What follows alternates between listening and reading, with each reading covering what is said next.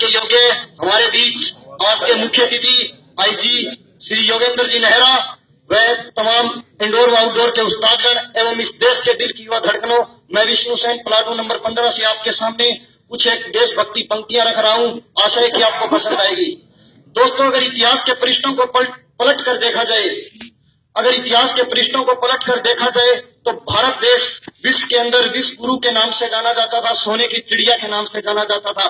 लेकिन जैसे जैसे विभिन्न शासकों ने इसके ऊपर राज किया, वैसे वैसे ये देश आज बहुत सी किताबों के अंदर लिखा जाने लगा कि India is a poor country. आखिर ऐसा क्यों? जिस देश के अंदर 65% से ज्यादा आप जैसे नौजवान युवा हो, वो देश क्या नहीं कर सकता। स्वामी विवेकानंद जी ने कहा था कि अगर मुझे 100 ऐसे नौजवान युवा मिल जाएं तो मैं हिंदुस्तान की तकदीर बदल कर रख दूंगा, लेकिन मुझे 100 ऐसे नौजवान युवा नहीं मिले थे। तब दोस्तों अपनी पंक्तियां आपके सामने रखता हूं, जिसका शीर्षक है विश्व गुरु। कि सिंहासन के स्तुतिगान में शब्द नहीं लिख सकता मैं, और चाहे जितना मोल लगा दो तनिक नहीं टिक सकता मैं। सिंहासन के स्तुतिगान में शब्द नहीं लिख सकता मैं, और चाहे जितना मोल लगा दो तनिक नहीं टिक सकता मैं। आतंकवाद अलगाववाद से कभी नहीं टिक सकता मैं, कायरता के गीत गजल और छंद नहीं लिख सकता मैं सैनिक के साथ रहूंगा जो सीमा पर खड़ा हुआ, मैं सैनिक के साथ रहूंगा जो सीमा पर खड़ा हुआ।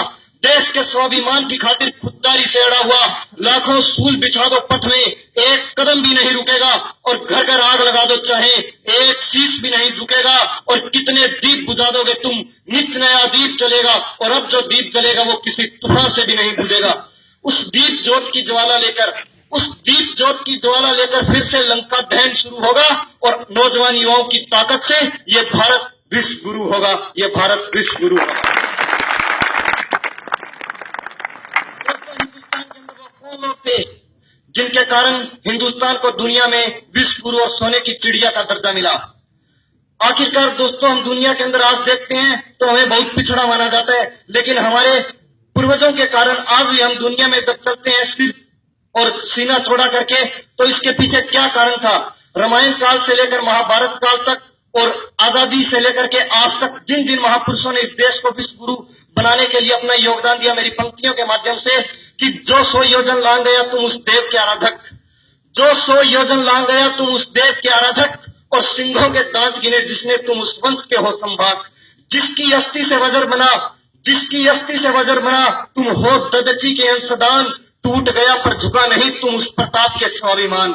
तुम पन्ना तुम झांसी रानी हाड़ी का हो शीशदान, शक्ति में हो वीर शिवा तुम हो रविंद्र का राष्ट्रगान। दृढ़ प्रतिज्ञी ध्रुव समान तुम अभिमन्यु का गर्व ज्ञान, विवेकानंद का गौरव गुरु गोविंद सिंह का हो बलिदान। अशफाकुल्ला बिस्मिल सुभाष तुम भगत सिंह शेखर महान। अरे इतिहास तुम्हारे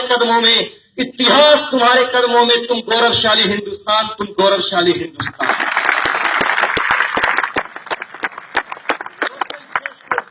कहते हैं कि बहुत से वीरों ने इस देश को आजादी दिलवाने में अपनी बहुत बड़ी कुर्बानियां दी, लेकिन मेरा मानना है कि इस देश को आजादी भगत सिंह, सुखदेव, राजगुरु, लाला लाजपत राय जैसे वीरों के कारण नहीं मिली। अगर इस देश को आजादी मिली तो उन माताओं की वजह से मिली जिन्होंने ऐसे वीर सपूत पैदा कर भारत माँ की रक्षा के लिए न्यौछावर कर दिए। तब अपनी पंक्तियां रखता हूं कि इतिहास शौर्य की गाथाओं के भिन्न नहीं हो सकते, बलिदानी पथ वीरों के पद चिन्ह नहीं खो सकते।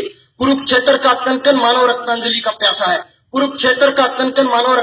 प्यासा है, हल्दी घाटी माटी को फिर बलिदानों की आशा है।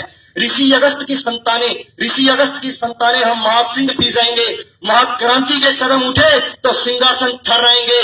दिनकर की तरुणाई जागो, सारा देश तुम्हें जगाना है।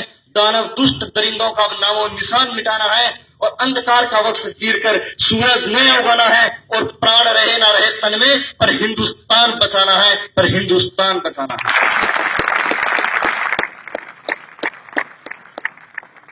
और दोस्तों, मैं बात करता हूं देश के वीर जवानों की।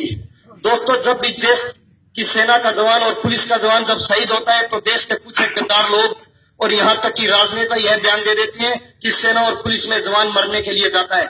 तब उस जवान के घर पर क्या गुजरती है, उस जवान की पीड़ा इन पंक्तियों के माध्यम से, कि सुखबर पूर गया मांग का सिंदूर गया, नन्हे नौनियालों की लंगोटियां चली गई। सुखबर पूर गया मांग का सिंदूर गया, नन्हे नौनियालों की लंगोटियां चली गई। बाप की दवाई गई, भाई की पढ़ाई गई, नन्ही नन्ही बेटियों की तो चोटियां चली गई।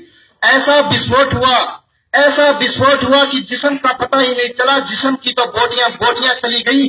आपके लिए तो एक आदमी मरा है साहब, पर मेरे घर की तो रोटियां चली गई, पर मेरे घर की तो रोटियां।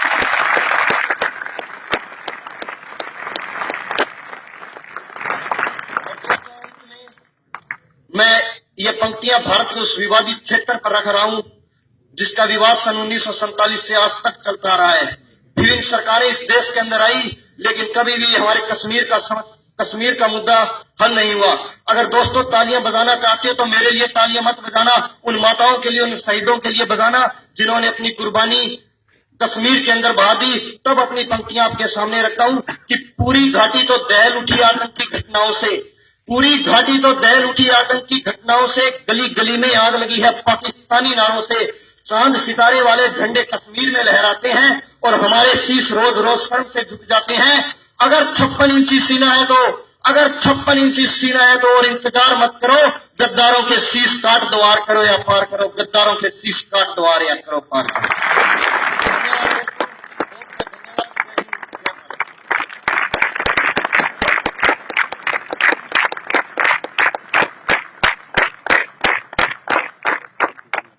बहुत ही उच्च कोटि की शैली में विष्णु ने आपके सामने कविता रखी। 65% युवाओं की दुआई दी। उन्हीं 65% युवाओं के लिए एक मशहूर शायर ने अर्ज किया था कि कौन कहता है कि आसमां में छेद नहीं हो सकता, कि कौन कहता है कि आसमां में छेद नहीं हो सकता, तबीयत से एक पत्थर तो उछालो यारो।